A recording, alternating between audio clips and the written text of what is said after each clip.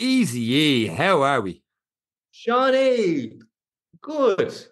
But we're going to have to keep this intro short because there is a lot of information in this next episode. You're only saying that because you're afraid I'm going to talk for a half hour, but the fact it's my birthday.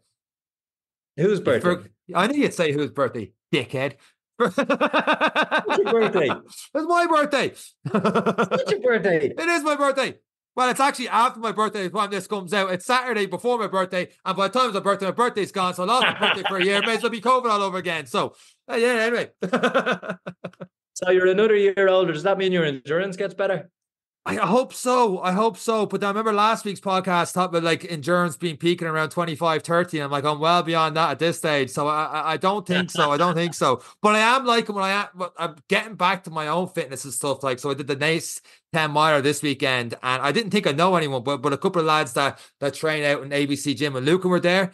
And I don't know if you experience this when you go to a race, you don't know if anyone's there and all the rest. You get there, you're like, I'll just go for whatever time. Then there's people there, you're like, right, I'll aim for this. The faster time I talk, I'll go for it then. Like, I have me keys now, like, right, I'll wrap them. That can be heart rate monitor strap. I have to, have the arms free and swinging and away we go and stuff. But it was a nice race, and I'm enjoying racing once a month now for that kind of tempo, high speed stuff, and then the rest of it just being those easy runs, just compiling that up towards elevation now and April 6th. But yeah, so no real birthday bash for me. It's just running. Hopefully by the time this is done, I'll be able to put up a long run from Sunday. Otherwise, maybe I did get silly on Saturday night and Sunday morning got no run. The reason I'm saying all this to put pressure on myself to get the long run in on Sunday. It needs to be done. Time is running out. When you have a couple of thousand people listening now, the pressure is definitely on. But it is great. The great thing about these little races, Sean, and people should keep eyes out for these local races. Like you said, once a month, just as a benchmark, just to see how your plan is going, just to see how you're getting on. And most importantly, it definitely keeps you honest. Knowing that you have something coming up that's going to have a timing chip and a results board, there is no greater motivator. So yeah, it's definitely a great thing to do. And something we touch on in the next episode as well is about just picking events. Events drive training, they drive motivation. And it's great that you're using it as well with very different goals, but you can still use these events for every goal, and it's great. And I hope people are enjoying the cold. It's lovely and warm over here, although we had a bit of rain, which is good to see. But no, it's great. And this episode, Sean, is definitely a good listen. Absolutely. This is one of those episodes. I know I say this a few times the podcast, but I genuinely doing the notes before going, where do we start at this one? And you can see it, you can hear it in my voice when I start. I have no idea where I'm going with it. And you find out further along that I really had no idea where I'm going with it. So the less said about that, the better. This is a phenomenal guest. This week we have Elizabeth Carr. And I think we're just going to hit the intro music on this one and let her do all the talking. Absolute phenomenal listen. Let's go.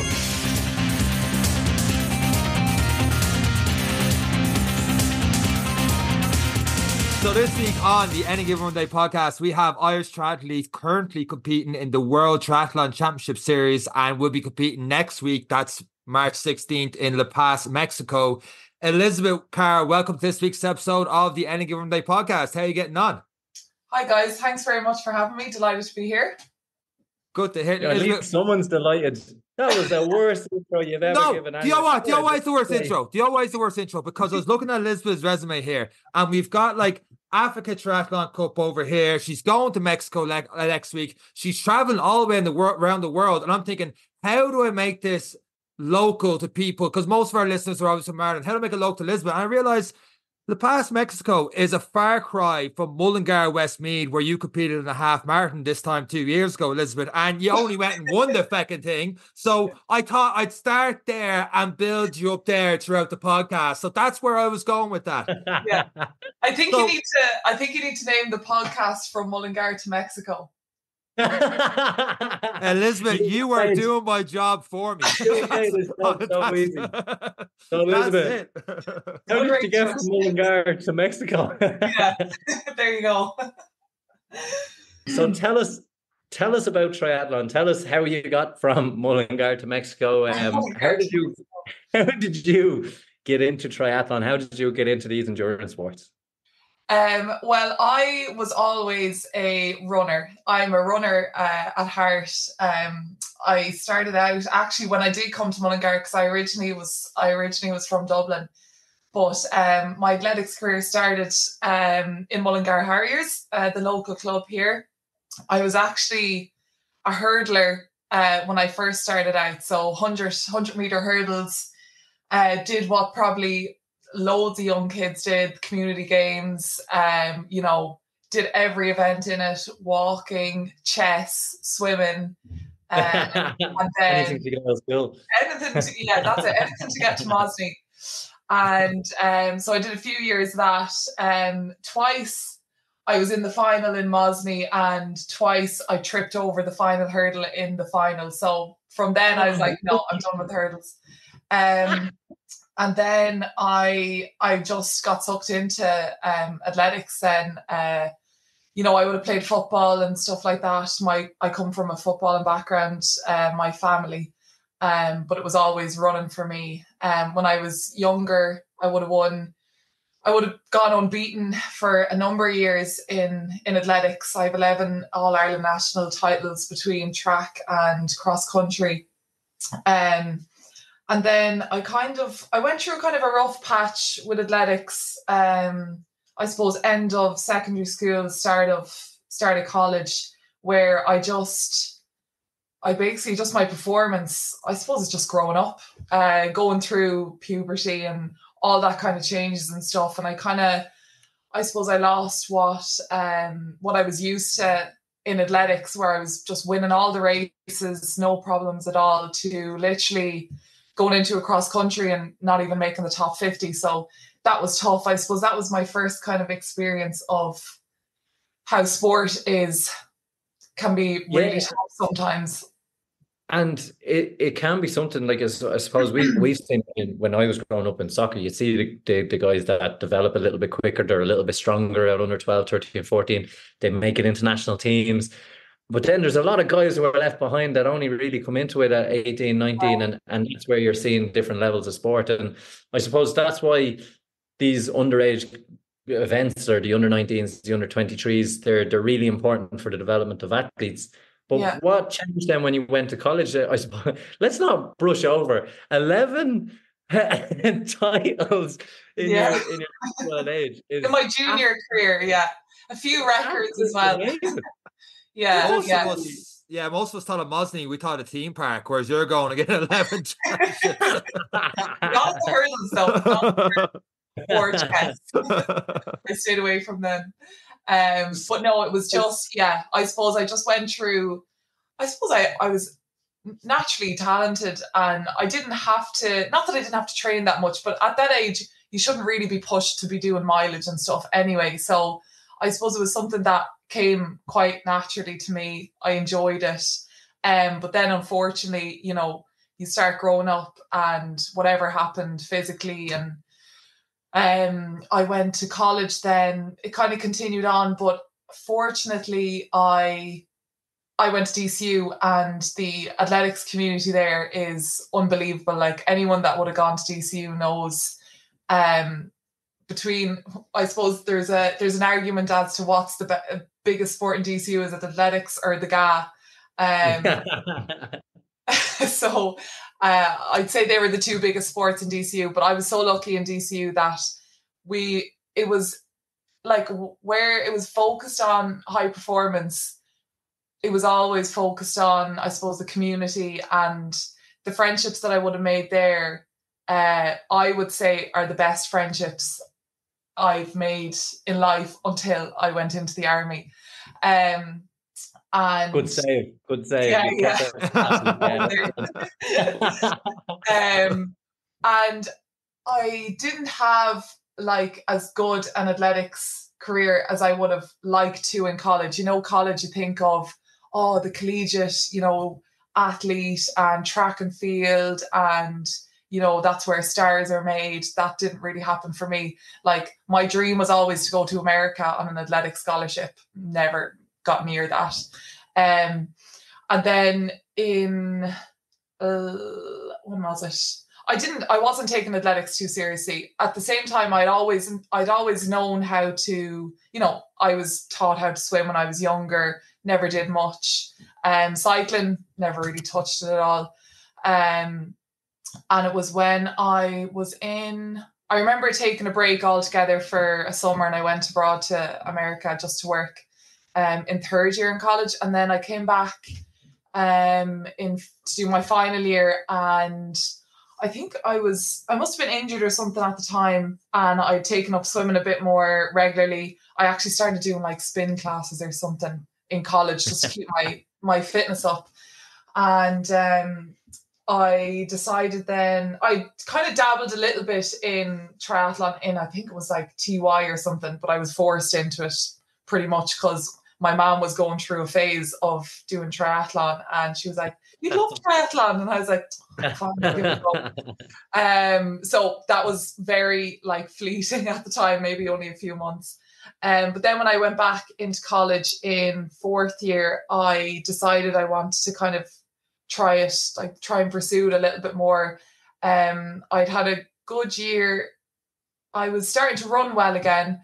And I had taken up swimming a bit more as well. And in DCU, obviously athletics is really big, but there was no triathlon club.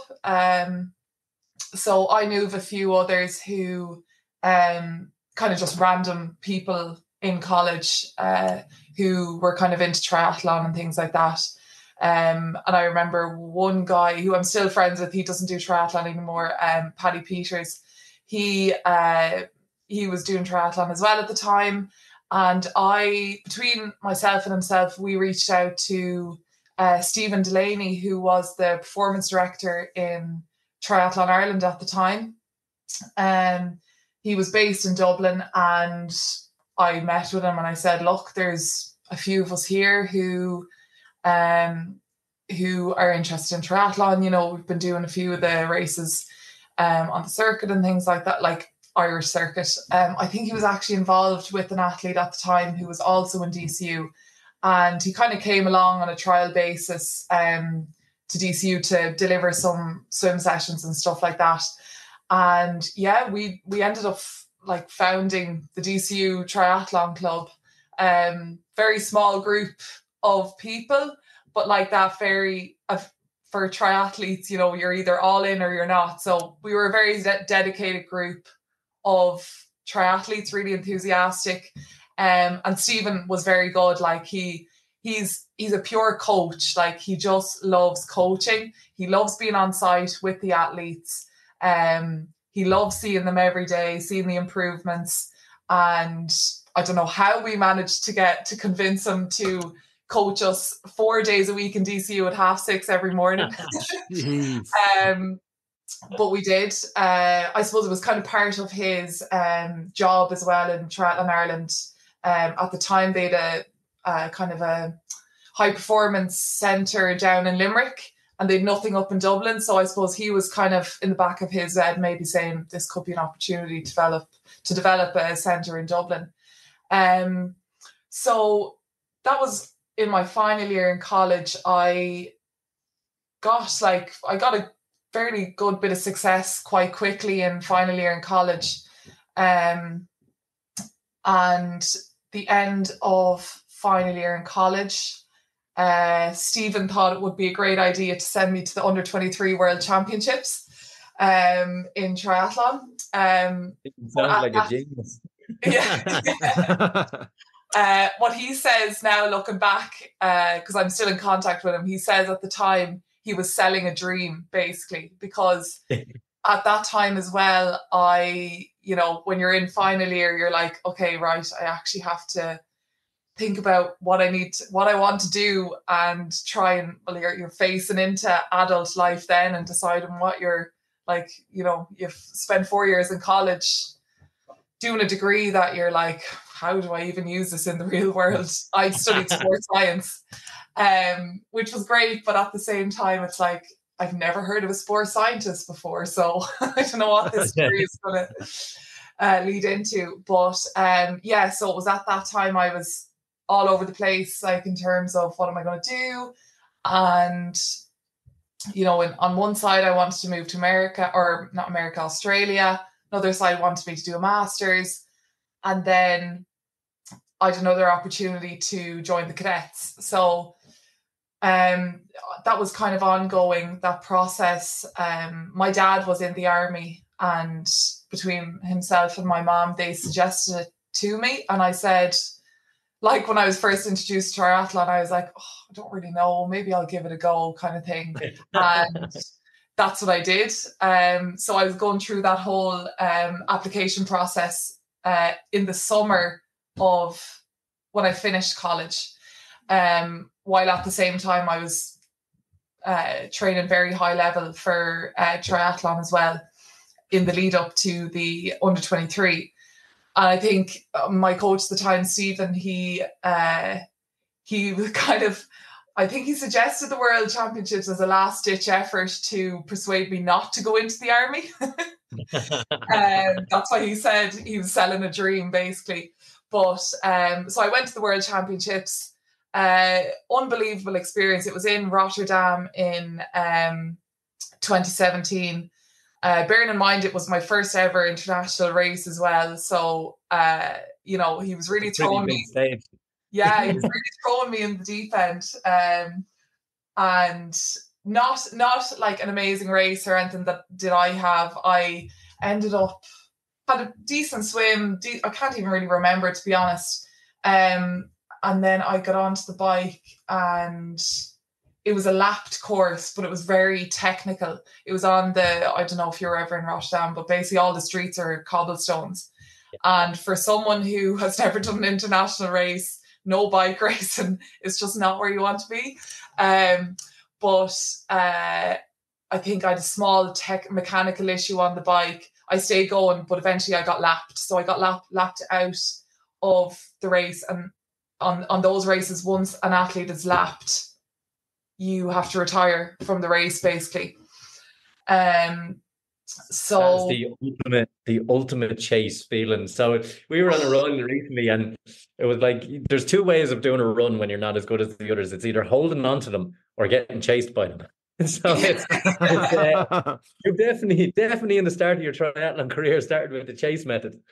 Yeah. It's like, Stephen, do you want me to give up triathlon or keep going? I don't know.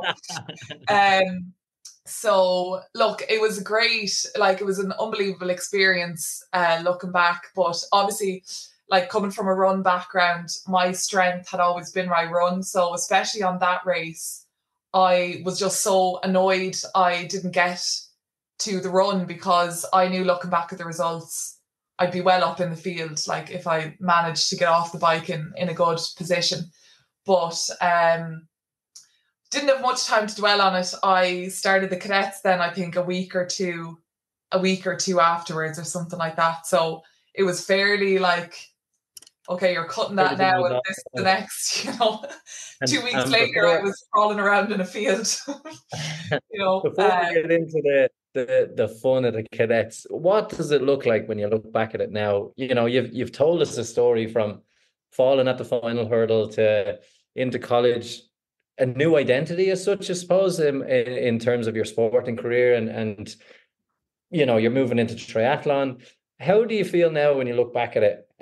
Before we get into what you're doing now and what you've done in the defense force, what's it like to look back at it now in terms of all that you were, which is, you've said it as if it was blasé, but you managed to start something new and bring people along with you, and in essence help change triathlon over that little period in that university.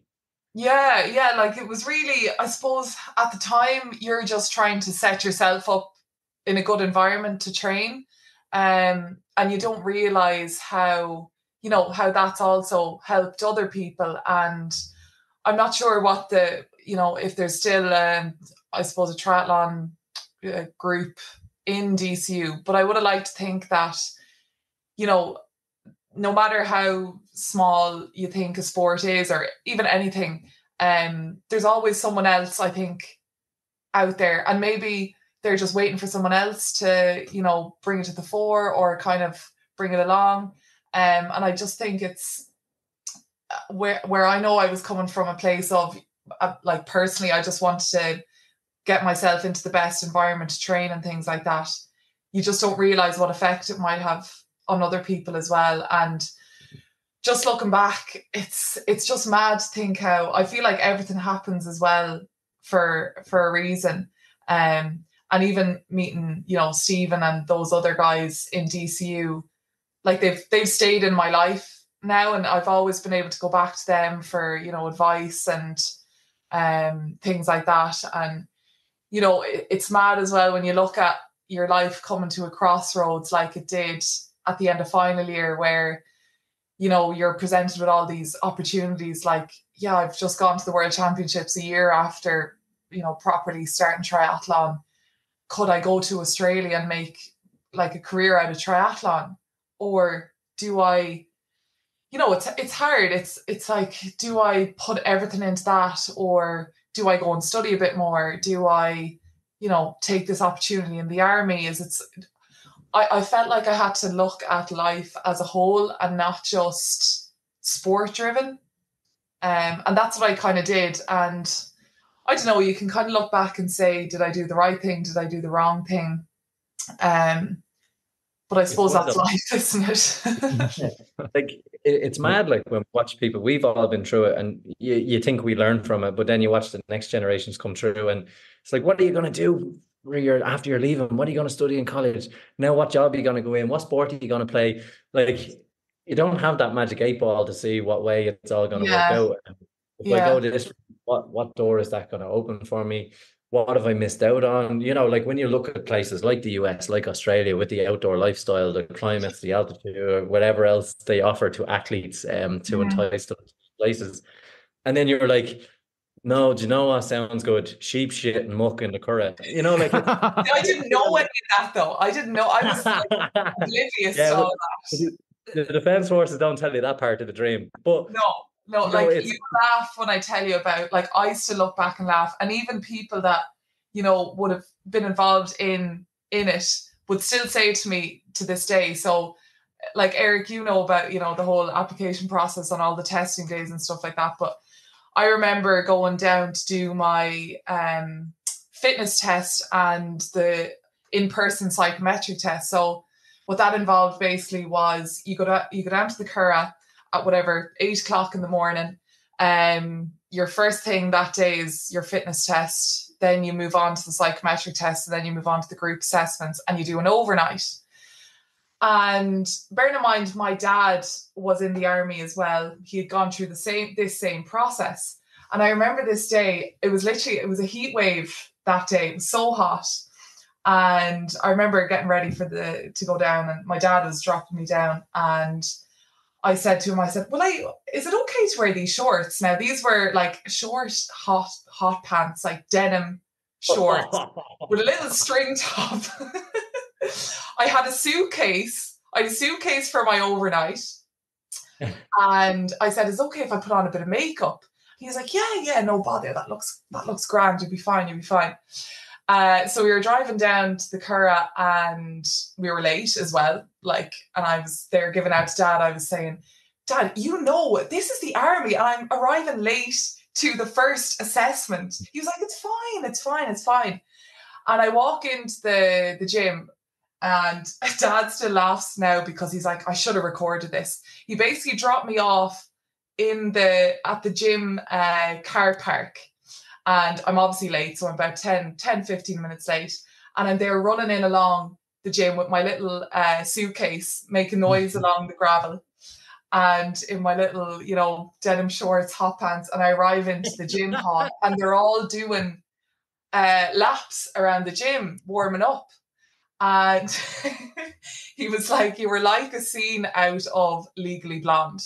So I arrived into the gym hall and turned off the check-in desk or whatever, and I was like, oh, hi, I'm here for the assessments. And whoever was on the other side, she gives me the dirtiest look, and she just points to the change room and she says, get changed in there. And I came back out anyway. I was kind of like, geez, what's wrong with her, kind of thing, like. And so I came back out then. They were all finished, you know, they were getting their brief, and they made me do like a few warm-up laps by myself. So already I'm like sticking out like a sore thumb. Do you know, that kind of way? And it's just not what you want to do when you go into the army. Like, Eric, you know, it's just keep your head down and just don't attract any attention to yourself. So I'd say they thought I was absolutely for the birds, but then I end up doing like all the, you know, you have to do your push-ups, and females can do it with the knees on the ground. And I didn't know this at all, but they just told me this, you know, when I was going down to do them. And I hadn't practiced them with the knees on the ground, and they were trying to get me to do it with the knees on the ground. And I was just like, oh no, can I just do them the normal way? And they were all kind of looking at each other like, what's this and that? They thought I was going to fail. So anyway, I ended up doing the normal push-ups, and then I think I won the run as well. And so I think I just kind of flipped what they'd originally thought of me walking in my suitcase and my denim shorts and everything. But it was just, I'd say it was like a scene out of like a comedy or something like that. It's just, yeah. So I completely went off topic there, but it's just, it's a funny story that people still remind me about. Set the bar so low walking in and just far exceed us. That gap is even bigger. Nicely done. Well, you have to, story of my life. You have to imagine somewhere in there she's like, I should have went to Australia. Yeah, I was thinking. I'm lost on the way to the airport. But yeah, you did make the choice to go into the Defence Forces. And little did you know at the time in your hot pants and string top that you were going to go through 15, 17, 18 months of very robust training, and something that Mosney and the final hurdle was never going to teach you, nor triathlon.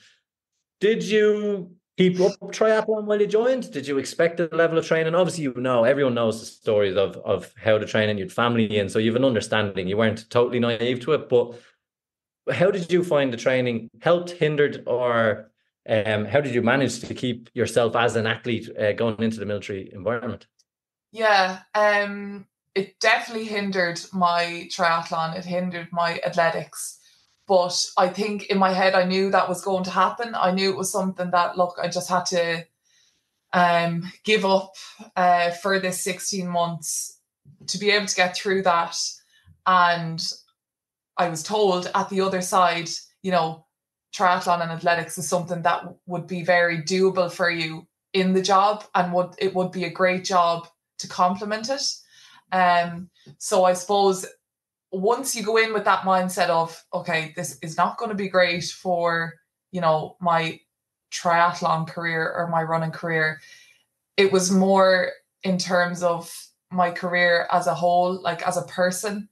And I always thought that was, it still is, it's really important to me that, you know, you don't become just one-dimensional as a person, that you keep your interest in a multitude of things. So I suppose that's another reason why I went into the army as well, that I thought it was important to look at myself as a whole rather than just a triathlete or whatever. So it definitely did hinder that side of it. In the army, you know, you go in, whether you're unfit or fit, the goal of it is to get you all to a level and bring you all along together. So that's probably why I went in like the fittest I've ever been in my life. And I remember being there's the big Defence Forces race every year is the An Cussan Tour, and it's run in the Phoenix Park. It's a 10k road race, and it's probably the biggest event, I would say, on the Defence Forces calendar, definitely in terms of sport, I would say. And you know, I'd obviously done well in the initial fitness assessment and things like that, so I got asked to do, well, pretty much got told that I had to run. Voluntold. Yeah, voluntold. Voluntold, like 10K. Yeah, to do the 10K, I think it was maybe a month into my training. And we went along to that, and, you know, I ended up running a 10K PB off that because, you know, I was obviously only a month after finishing all my triathlon training, and you know, it was still quite close to that. You know, and I thought this was great. This was going to be something I was going to be able to do all the time. You know, they're going to give me loads of time off to do my running and stuff like that. But definitely was led into a false sense of security. And if anything, it made my time worse because of it. Yeah, so I did that. Like, I was always one, you know, even though we would have had our PTs and things like that, like the schedule was crazy. I always found time to, whether it was, now usually it wasn't during the week because we just didn't have time to do anything. But I'd always try, and, you know, if we got our, you know, the odd leave pass or whatever, I'd always make sure to get some sort of specific training in at the weekends or anything like that. So I did always really try, because I knew it was something I really wanted to pursue when I did finish the cadetship, even though I didn't think I'd finish the cadetship a lot of times. But yeah, so yeah, for me, it was always something I had in the back of my head. I knew I was going to come back to it. So it was important for me to try and keep some sort of in touch with my, either if it was running or whatever. And then I got an opportunity to represent the Defence Forces in a CISM. It's the Army International Sporting Organisation. That's what it's called, and they're obviously an umbrella for, you know, every sport in the army. But they have great opportunities for going abroad to compete. But I got the opportunity to do that in cross country and triathlon. So I did a CISM triathlon competition. I think it was maybe 8 months into the cadetship, and it was the first time I'd gotten in a bike in I don't know how long. And that was in Sweden, I think it was. And it was just a great opportunity again to get back on, you know, into kind of a triathlon scenario and things like that. And really, it was just, I knew that it was going to be these, you know, 16, 17 months off, but I knew I always wanted to get back to it. So that's why I thought it was always important to, you know, nothing that I got done was perfect, but I always kept in touch with, you know, some sort of specific training for triathlon and athletics and things like that. If there's one thing, now I was probably one of those guys at the back of the field that were holding fit athletes like yourself up at the top from day one. But the one thing I learned out of that was, and from my training and stuff, that even in the toughest of situations I get myself in now, there's a certain mental toughness that a lot of athletes might not ever experience to what you've experienced during your training.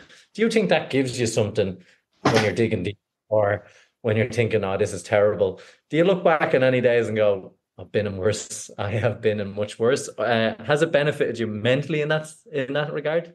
Oh, like 100%. It's just, I feel like it gives me a completely other level. Like, yeah, I would say I was never really challenged physically in the cadetship, as in, like, never to my max. I was always able to get through the physical aspect of it. It was the mental aspect for me that was always hard.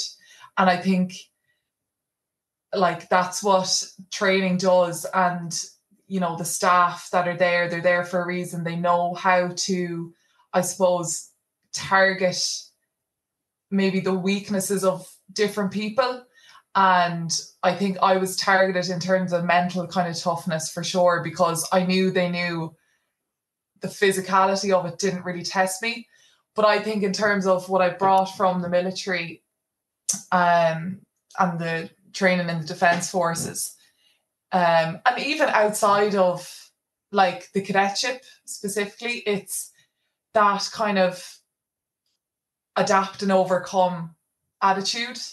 And that no matter what environment you are put into, you can not get out of it, but you can survive, basically. Yeah. It might be perfect. It might be perfect, but you'll get it done. You'll get it done somehow. It was even when I did my Ironman. Now listen, I was in a bad place, but I was surviving. And me and Sean were kind of joking. Not thriving. Yeah, he was like, "Hey, you know," I was like, "I've still been in worse places." So like it's just something that I've always and I always look fondly of it, even though I was one that was brought along, but ended up because I struggled from day one, that I didn't know any different. So that's why people are like, "How do you do this?" It's just like, I don't know any different. It's just, just with the go. And it is a great experience that it's fantastic to give you a competitive edge. And you've also wore the green in the under 23s, but you've also wore the flag overseas as well with the Defence Forces. Isn't that right? Yeah, I did my first and my only overseas deployment so far in when was it? 2020? During COVID anyway, and I went overseas to the Lebanon as a platoon commander, and it was an amazing experience. Like, and I think even that is something that's so. It really like I really find those kind of experiences transferable into my triathlon career at the minute. Like, even in terms of training like that, obviously it wasn't as severe as during the cadetship, but you're not there with all your, your nice turbo and your nice bike and no pools to be seen. Gone full Rocky 3 for reference to Sean here, isn't it, Sean? I was thinking Rocky 4 there. You're in Russia pretty much. You're in the mountains. It's snowing, and I'm back on track. I was lost for a good half hour of the conversation, but I'm back in. Thank you for the reference. I think I'm going way off topic. You need to keep me on track. You're good. No, you're doing well. You're doing well. That's just me. That's out of the loop. But you were saying you're in Lebanon. Yeah. So basically, what that deployment involved was I was a platoon commander, so I was in charge of a group of 30 soldiers, and the deployment is 6 months in total, and there's the main camp and then there's an outpost. So every platoon has to do a 2-month rotation on the outpost. So I was on the outpost for 2 months, and talk about having to, I suppose, especially from a triathlete's point of view, talk about having to adapt to your environment. I remember taking up I purely just wanted to keep my fitness. And I remember taking up like CrossFit and doing like mad CrossFit workouts, and, to kind of try and keep touch with the bike training. Like, picture the ricketiest spin bike you can imagine, that's been left out in the rain and everything. Like, there's rust on it and the noise that comes out of it. And I was just, belting away on it out on the outpost. And we were allowed, in terms of running, we had 2 treadmills that, if you tried to do an interval session, you thought you might bring the prefab down because it was making so much noise in the place. And then every day for 1 hour, we were allowed to open the gates of the outpost and run for a mile up and down the road, basically like 400 meters from the blue line. So that was freedom. Like, we were like animals let out from the loose an hour a day. It was brilliant. So that was basically, that, like, when I look at that, and if I go to a competition in the likes of Africa and there's not much facilities, you kind of have to make do with what's there. It's still way better than what I've done before.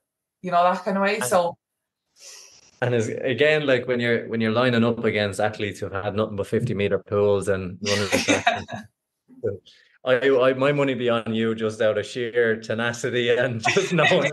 I'd be out in Lebanon digging a hole to put water in. And it is a testament and to the guys and girls who are out there with you in terms of how they maintain themselves and the tough times they go through, and motivating, and all of these things that you've taken with you into what is now. You did come through an injury, which we can touch on as well, but all of these experiences, as you've said correctly, from your teenage years to now, it was about diversifying, Elizabeth. It was about changing who you were, and now you're back where you really want to be. Maybe you've taken a little bit longer, but you're now in that triathlete zone, and so far it seems to be looking good. Yeah, no, thank God, and touching wood here as well. But I definitely feel like, especially with the injury and things like that. So I had, I'd come back from my overseas in 2021, and I finally, because obviously with the army you have your training, you have your, you have to do your certain courses afterwards. Then I kind of always knew that I'm going to be picked to go overseas fairly soon, so that was always in my head as well. And then COVID hit, so really all these like walls were being put up in terms of giving triathlon a go and actually having a clear run at it. And then when I came back from overseas, I was like, no, finally going to set myself up now, and this is the time to really give it a go. I was always in touch with the high performance squad, and I knew the coaches and stuff in there, and they were always so good to me in terms of keeping me in the loop for different things and inviting me on camps. At the time it was Michael Black and Stephen Delaney, and they were always excellent. But I actually went, so training was going okay, I was fine. And then mid 2022, I started to get a bad kind of Achilles injury.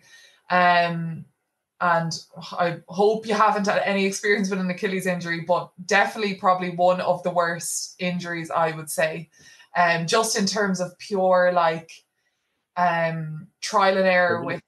You're looking at a walking injury there, Sean. Look at him. Yeah, I feel you're putting now. Probably not to the level you've had. I hope not. But was this something that was gradually coming on, the Achilles injury? Was it just where did that start from? Or was it one race? Did you feel it almost go, and did it go from there? How did that develop? See, I'm just terrible. I'm just one of those people who now I've hopefully changed, but hammer myself. I'd be like, I'll go out and do this, I'll be grand. I'll be out and do this, I'll be grand. And especially coming from a place where I was trying to juggle, I suppose, army stuff with training, and my body was just getting beaten down. And I'd always been able to sustain it. I'd never gotten an injury throughout the cadetship, never. And even with all the mad footwear you have to wear and all that kind of stuff, I would always seem to be fine. All the weight, all the kit, always seemed to be fine. And I remember how this happened. I was going through kind of a stressful time in my life as well. And I was just extremely busy. And I was just, when you're trying to get to that next level in sport as well, everything is important. Not just your training, it's your life outside of your training. It's okay, are you mentally getting recovered? Are you physically getting recovered? And I just wasn't. And at the time, looking back now, I'm like, I'm such an idiot. How did I not realize all this stuff was just piling up and piling up? And I remember when it happened, I actually had,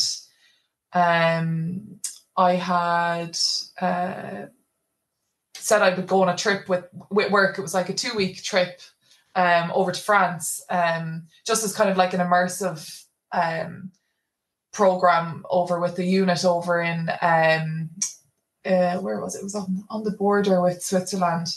Anyway, we went down to do just kind of a shadowing of they were prepared. There was a unit down there that was preparing for overseas deployment, and they were doing a lot of physical training. And me being loving all the physical stuff, I was like, oh, this is brilliant. But obviously I was still in my triathlon program. I was scared that 2 weeks away from my routine, I was like, oh God, what am I going to do? So obviously I was trying to juggle the triathlon stuff over when I was in France, while at the same time we were doing mad hikes as well with this unit that was preparing for overseas.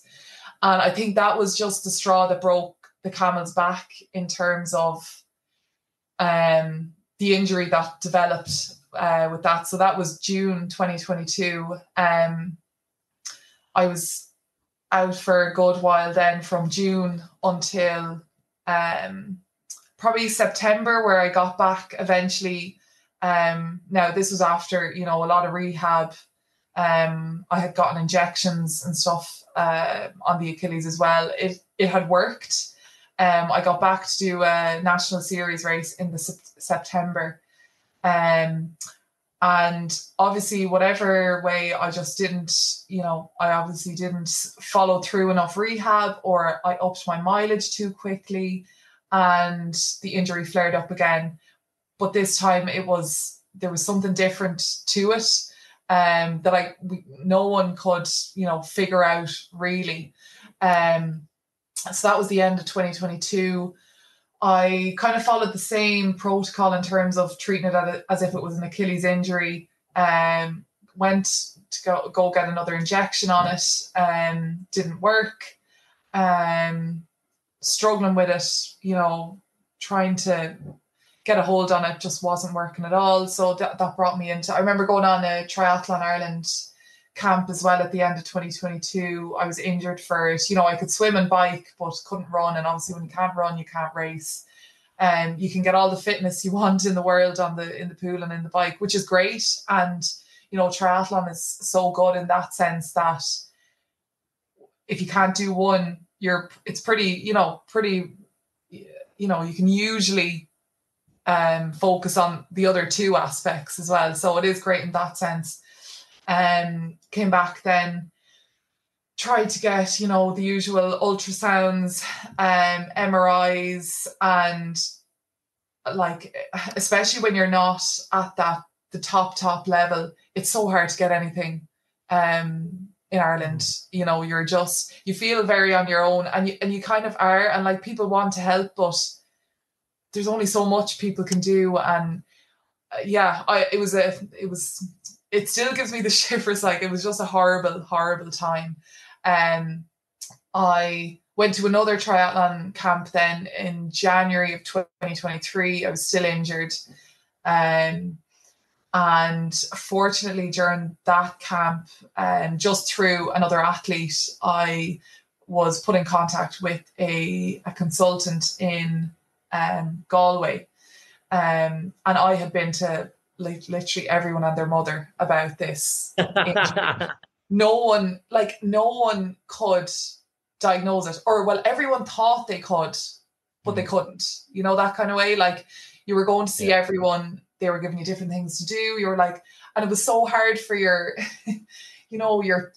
I just found at the end of this whole process, my trust in things was completely on the floor. I've always been second guessing things after this. But anyway, I got in contact with this this surgeon in Galway, and he's a specialist in the foot and things like that. And he kind of took me under his wing. At the time, it's very scary because obviously, as well as an athlete, you're an expert on everything. You're Googling everything as well. And you just think this is your worst case scenario. And I remember in my head, I know I'm terrible for this as well, but just disasterizing everything and just thinking of the worst case scenario. So I was in my head, I was I'm getting surgery on this. I just know it's going to end in surgery, and people are trying to convince me otherwise. And in my head, I was no, I'm going to have to get surgery on this. Now, eventually, unfortunately, I did have to get surgery on it, but it was what fixed it. So basically, I was working with this surgeon. He had to go through the protocols of, ultrasounds, injections, all this kind of thing again. And then he was excellent just in terms of, he took control of the situation where no one else really did. And he was came up with a plan. He said, if this doesn't work, we're just going to get you in. I know what it is. And we're going to just, basically cut it out. And that's what he said. And so I got surgery done in May of last year, so May 2023.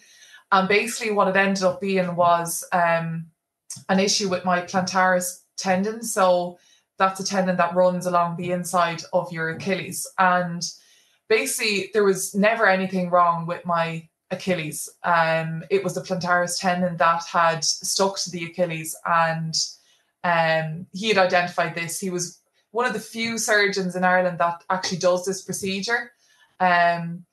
Like, even when I went into the hospital that morning to get it done, the nurses were like, "Oh, I've never heard of this procedure before." And I was like, "Oh God."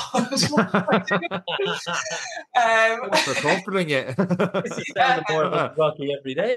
But at that stage, I was so desperate. I was like, "Yeah, just cut off my foot. I don't really care." So anyway, I got that done in May 2023. And he must have put a bit of carbon fiber in there or something, because he must have. I go back to get the other leg done now. You're looking at the timeline as well, Erica, what happens in the next couple of months. I'm looking at myself going, May 2023. Are you sure not May 2022 here? This is not adding up to the timeline I got in front of me. We're going to put the surgeon's details in the show notes, and we're all going. I know. Do you know? It's so true when they say, like, you know, it takes an absolute team of people to get an athlete to a start line. Like, and I only realized this after my injury that, you know, you hear about athletes saying, you know, after races, "Oh, geez, it was, you know, they held me together to get to the start line," and stuff like that. And it's so true. You're always on the verge of disaster, I think, you know, and it's just, I've been so lucky in the last year, and even before that, like, to have people that are like amazing at what they do, and they just want to help and support. So I've been working with the best of people in terms of that injury. I got the surgery done. I went straight back to one of the guys I was working before the surgery with in Santry. It was Colin Griffin. He's the foot and ankle lead in Santry. He was an Olympic walker for Ireland as well. But he was excellent. He took me through a rehab program. I was, methodical in that as well. So I think with that, I just wanted to go right, and followed advice all the way up until, when was my first race? When were you able to walk again? So when was it? I think I was on crutches for maybe 2 weeks. So we're talking June 2023. You're able to start walking again? Yeah. I know where he's going. I would say so. John has the abacus out there. I do. This girl could. Yeah. No, because even like, this is madness as well. Like, I went in, like, the surgeon, you know, he was so blasé about the surgery, so blasé. Like, I had all my questions, you know, when he decided that, yeah, surgery is the way we're going to proceed with this, you know, I went in with my 10 million questions on the surgery, like, you know, what's it going to involve? How soon will I be able to walk? How soon do I have to run? Blah, blah, blah, all this kind of stuff. And he said, "You're going to walk out of this surgery. Like, it's not a big deal." And I said, "Okay, grand, this sounds great." And I remember going to the hospital the morning of the surgery, and, you know, you get your little cubicle in your bed and all this kind of stuff. And the physio comes along and he goes, "Okay, we're going to teach you how to use crutches." And I was looking at him like, "Sorry?" The surgeon said I was actually going to walk out after this surgery. So yeah, I didn't even think I was going to be on crutches, to be honest. But yeah, I was on crutches, I would say, for about 2 weeks. And then I think, the bandages were taken. I wasn't in a boot or anything like that. I was just in, like, surgical bandaging and things like that. Once I got that taken off, you know, put on a smaller kind of bandage, I was able to obviously wear runners and things like that. I think I started back on an indoor bike, I'd say 3 weeks after. I literally had it down to the day. I was like, what day can I get on a bike again? What day can I get in the pool? With the pool, it was more, you had to let the wound heal before you could get in the water. So I think that was just over the 4-week mark that I was able to get back in the pool again. But I had started rehab, I'd say 10 days after the surgery, back in Santry. So yeah, I was just, I'm not wasting any time here. Like, I need to get back, because I knew at that stage I'd actually built up very good base in the pool and on the bike just from that 16 months of doing just that. Like, literally. But you hadn't ran. Oh, I hadn't ran at all. No. And when were you cleared to run? What would have been May, June, July? Probably. What would it be? 12 weeks post surgery. It's usually what it is. So start of May, start of June, July. Yeah, probably start of August. I would say I was cleared to run. Yeah. I still have a video of my first run as well. It's just, yeah. Elizabeth, did you do a triathlon 6 weeks after this? In the middle of September. What did I do? I did the Moby Dick one. Yeah, not you. That was my first one. Yeah. So for but not only was that your first one, put on your seatbelt because Sean's about to drop this bomb. He's going turbo. Sean is going turbo. So 6 weeks after you were cleared to run, and let's build this up for a second, because back in 2017 in Rotterdam, you went straight into like the army straight afterwards. So you're 4 years on and off doing that and everything else, and you're doing a bit of running stuff, all the rest, but you're still not quite back in that triathlon dream. Then you know, you're starting to get back into it, and you're only able to do cycling and a bit of swimming because this Achilles injury. And then, you know, you get surgery in May, you can't run till August, and then 6 weeks later, you head down to probably, I'm assuming it's your first triathlon back. You go win the fucking thing, and then you get a podium position in the World Triathlon Championship Series a month later. Well, it was actually, it wasn't the world. What was it? It was one of the triathlon Agador. Well, it wasn't Mosney, Liz. Oh, wasn't. That's for sure. It was in Morocco. Talking yourself down here. So you traveled 4,000 miles to Morocco, then. Yeah. Haven't competed in something like, I think you had one race before that, maybe. The Continental Cup, I have it down here. And you were the fastest in the run there, and you caught up and you finished second. Yeah. And you're on crutches like less than 3-4 months ago. Yeah. It's mad when you put it like that, I suppose. Mrs. Rocky Balboa. I told you that was right. We've found out the secret. You've carbon fiber now built into you, and you've done really well since the surgery. You've come back out, you've built a really, really strong base. And some of that, we're going to see in some of the results you've got over the next little while, but you've started the next series, which brought you to Africa. Am I right? Yes. Yeah. So basically with international triathlon, if you're racing at the kind of Olympic distance, there is the Continental Cup, and then there's the World Cups and World Series. So I suppose the natural progression, if you want to compete internationally, is you would do Continental Cups first. So there's obviously, you know, African, America, the European Cups, Asian Cups, and Oceanic Cups. So, you know, it was only, you know, I wanted to get a race done in Ireland, you know, just purely for practice, and that was the one down in Cork, the Moby Dick. Now it was not that it was a disaster, but they ended up cancelling the swim, so it was a duathlon format, and I was kind of like, Jesus, I'm going to have no practice now done open water before I go to my first race was in Tunisia. So Tunisia was at the start of November 2023. Went over, just didn't know how I was going to go sprint distance, and I ended up, my swim was very good, got onto the bike, and didn't I come off the bike during the bike course. The course was it was flat roads, but the roads were pure like oily because it was so hot over there. and the loop involved just 180 turns at either end. So I think it was lap number 2 or something like that. I came off the bike, and I think the only reason I got up was like just the pure fact of, this is my first international race. I can't not finish it. So I got up then anyway, back onto the bike. I was lucky that, you know, I'd hit my hip. I'd come down fairly hard on my hip, but, you know, mid-race adrenaline, you don't really feel it. I think my chain had come off.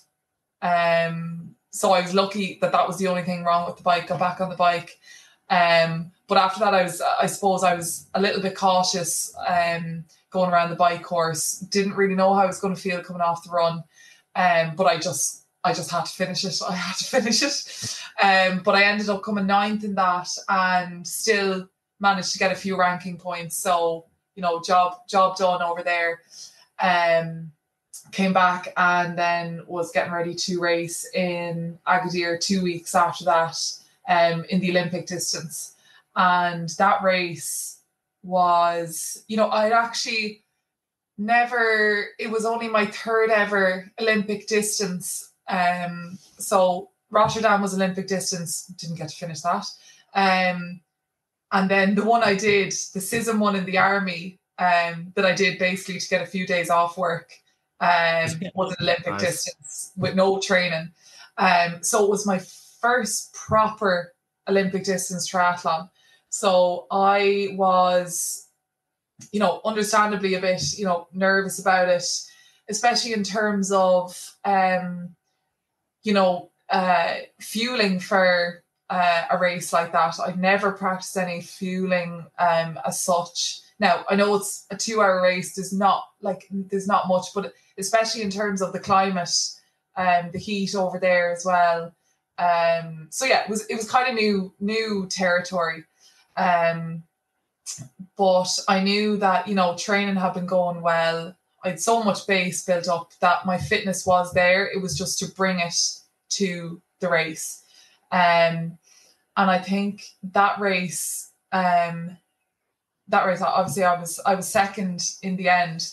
But I had a really good swim again, and all this, it was like, this is what I talk about, the army really helping with the adaptability and things like that. You know, you're thrown into an environment. I remember the swim was in the sea, but it was an Aussie exit swim. So I'm not sure if you're kind of familiar with the Aussie exit, but it's basically, it was 2 laps. Get out and back in again. Get out and back in again. And why? I don't know. Like going in wasn't hard enough. Yeah, you're done with it out of the sea. I gotta go back again. Yeah, it's upside down like the Aussies. I assume that's why they call it that. I don't know.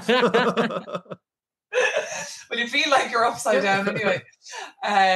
So yeah, and it was definitely different in terms. It was after that race I was like, geez, I way prefer Olympic distance to sprint. Now, obviously, I had a good result. Maybe that affected it, but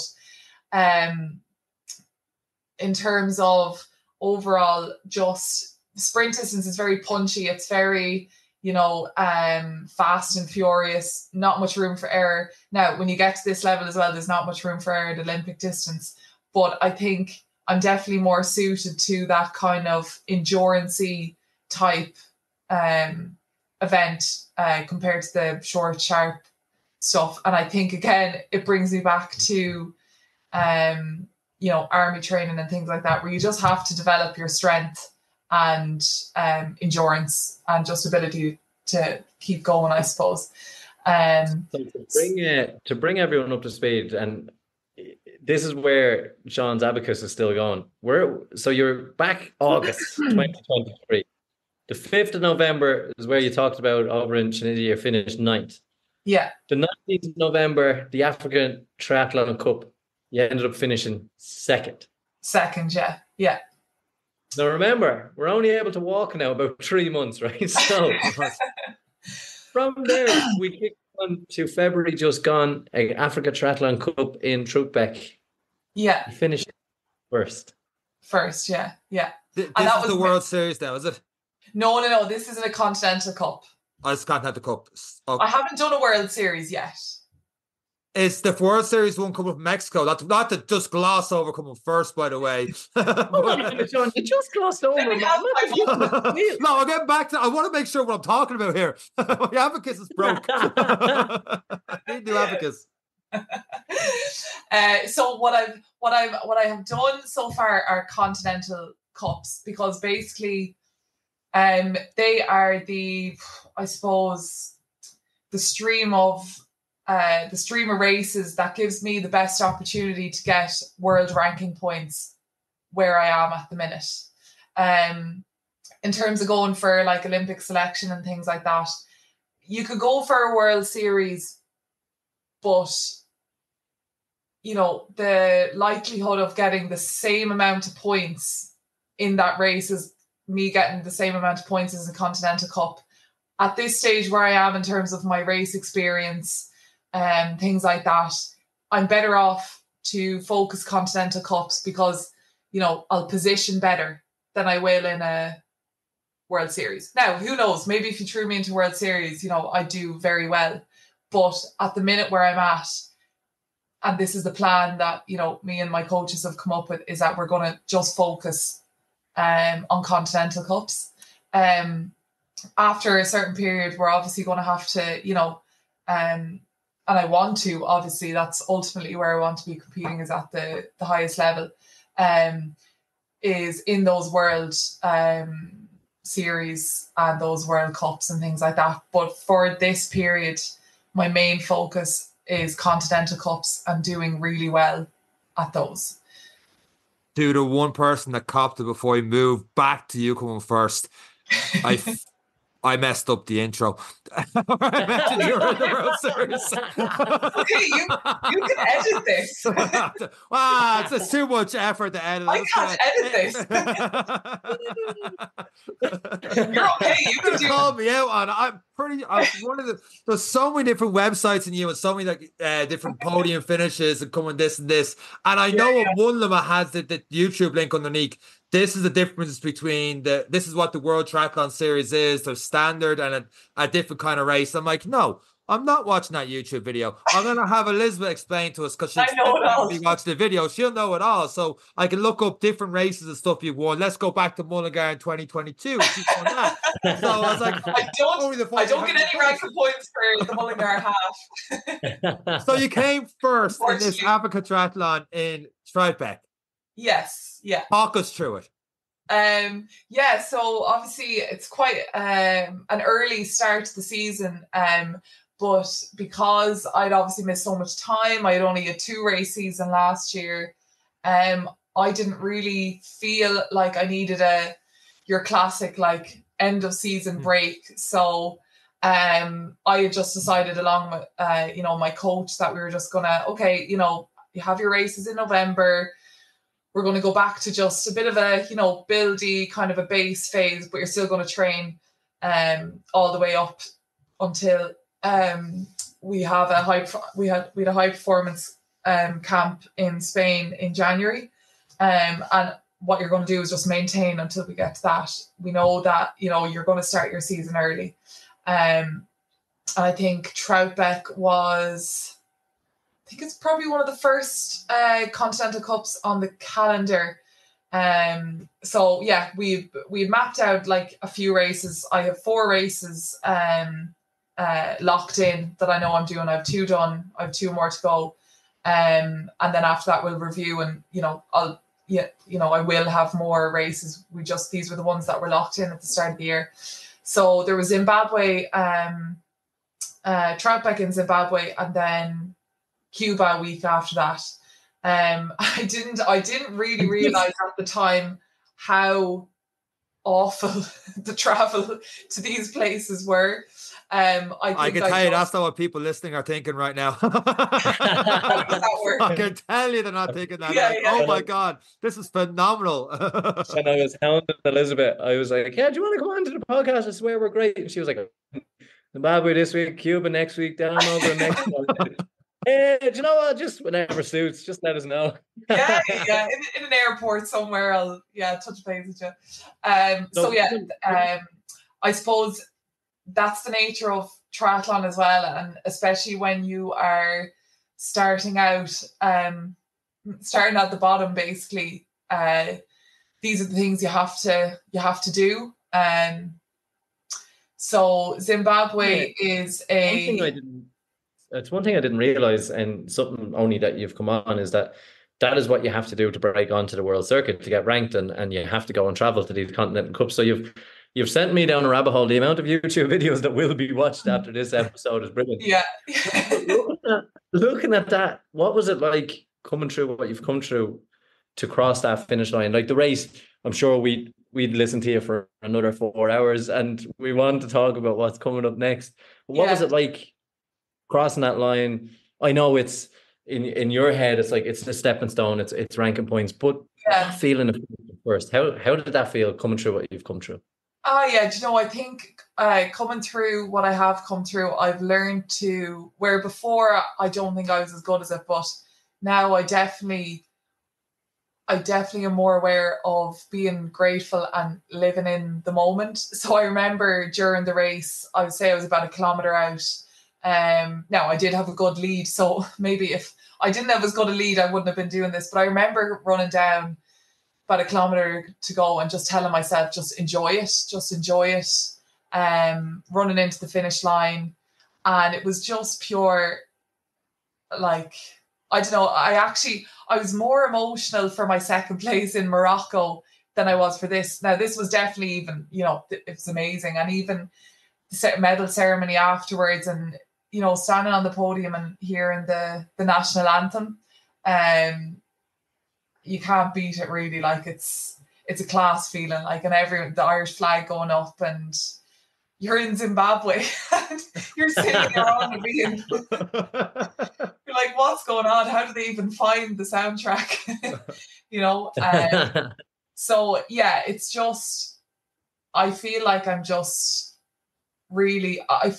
the minute I'm just living the dream, basically, and I'm trying I'm trying just to stay in the moment. And also I think it's always important to think that, I always try and bring myself back to when I was injured, and, how far I've come and how hard it was. I think it really gives you belief in yourself that, I went through all of that. I'm standing here now. But, and maybe this is a negative view as well, you could also be back there again next year. So make the most of this while you have it. And never not taking it for granted. Like, sometimes sessions are hard and things like that, but I'll always, if I find myself, complaining about going to a session or whatever, I'll always quick enough snap out of it, because I'll just say how lucky I am, because I am so lucky. I feel like I'm just so lucky in how I've come back from the injury, and it's definitely not luck either. It's a combination of, hard work, but also the people who have helped along the way, for sure, and the people who are happy to see you, come through it and things like that. So yeah, I definitely am just trying to stay grounded about it all, and just where it's great to be here, it mightn't be, it's not always going to be like that. So yeah, just definitely trying to stay grounded in it all. It's really, really good to have that attitude. And for those who are interested in following your next week, you did spend in Cuba. You finished 7th in that race. But to give context, the winner was a total time of 1:59.42. Yeah. And you were 7th in a total time of 2:01.06.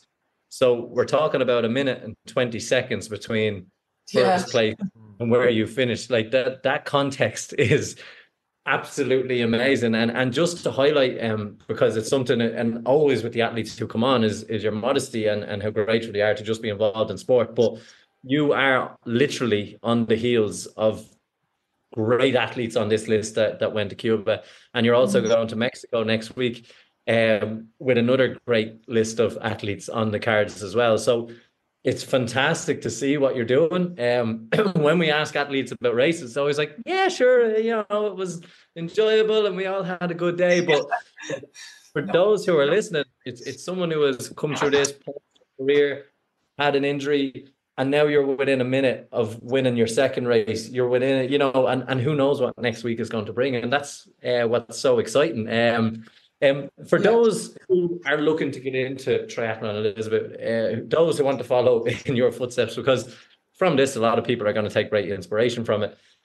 How do you start? Yeah, geez. Give Sean a pair of armbands to start. I'm going running the Carr. That's where it all began for you. No, just don't. There's easier sports out there. No. Triathlon is unbelievable, and I think where it's at the minute, even in terms of you look at club level to professional level, I think triathlon at the minute, it's coming into a really exciting time. And if you're looking at, I suppose, starting out in triathlon, it's one of those sports that literally that's it. You mightn't even know how to swim, and it's you could still rock up to a club and be like, I don't know how to swim, and everyone would be like, no problem, we'll teach it. That kind of way. So I think the main thing, if you were starting triathlon, what I would do is look at where your closest club is, because they're so welcoming. You're going to have every level of athlete in the club. And I think for triathlon as well, it is such by nature, it's an individual sport. It can be very lonely at times. And, I think if you can find a space where you have a group to train with, you'll just enjoy it so much. And especially when you start out, there's so much improvement, like there's so much to improve on, there's so much to work on. And it's really motivating because there is, 3 different disciplines. So you're always going to be improving in one. Even if your running isn't going great, you can be like, right, my swimming is going really well, or my biking is going really well. So that's what I would say to people starting out, is just find a club or find a group or whatever you can do just to have company, and it'll just improve your enjoyment so much in the sport as well. And then obviously pick an event that you might want to do, like that. There's events all over the place, whether it's duathlons at the minute, you have your tries, and even when you go to these events, it's like, a lot of them are like festivals. They're just great days out, and the people you meet at it. I know one in particular is the Loch Cutra series. They're like a festival of triathlon, where they have like, I think 2 days of events, swims, and the whole lot. So yeah, it's just, there's so much doing it. And all it takes is, reaching out, finding a club, and that's where it all starts, I think. and that's what it is, and it does take a little bit of courage for those, particularly whenever I talk to anyone about doing it. I couldn't swim really, getting into it. I still can't, but definitely found my improvement was much better in my swimming than my running. But it is something that just we talk about as a lifestyle, and when we have runners on, it's a lifestyle, and triathlon is very much a lifestyle and becomes part of your life. And that's why these events and clubs are so good, because you meet like-minded people. And when you surround yourself with people like that, it does become your lifestyle. You do start to develop, you learn a thing or two. And when you surround yourself with people who have made every mistake in sport, you tend to make less yourself. So it's really, really good. And for anyone listening, there are so many clubs who are up and coming in the country as well. Ireland website has a lot of lists of events. So coming into this stage of the year that we're in now is a good time to start maybe picking an event. I know Tri is usually the start of the season, or early on in the season, and there's ones all over the country. So those who are listening to Elizabeth and want to get involved, have a look at Triathlon Ireland events, see what's coming up in the year ahead, and pick something. Just be brave and set yourself a challenge and find the club, and you will be surprised by the progress you make. Elizabeth, it has been amazing to have you on. We are conscious that you are traveling to Mexico and you have a bit of travel to get done. I still have to book flights, actually, so yeah. Oh wow. I know, yeah. Like this is actually, well, I went to book flights on Friday. The money went, but the flights did not go through. So yeah, I'm on the phone to the banks and the airlines and the whole lot, but staying calm. It's gonna happen. And that's where your resilience training in the Defence Force is coming through. For those who are interested, Elizabeth's going to the America's Triathlon Cup in La Paz, Mexico, 16th of March, just before Paddy's Day. We'll put the event website links in any of the show notes as well, and we'll share Elizabeth's work so we can track how you go. It has been absolutely amazing having you on. You are an inspiration in the sport. You're an inspiration to ladies all over the country and worldwide who are looking to do something, particularly if it's joining Defence Forces, joining the armies, triathlon sport, and in general just being all around good people. It's been absolutely fabulous having you on. We will definitely get you on towards the end of the season and see how it's gone for you, and we can look back at how your season developed from this moment here. And it's just been so good. There's so much good that we can get from this, and it's been great to listen to you. Thanks so much. Thanks, it was great to get on, and I had great fun. So thanks a million, and yeah, hopefully we'll talk to you soon. And that's it for this week's episode of the Any People Monday podcast. Myself, Elizabeth, and Eric. Take care.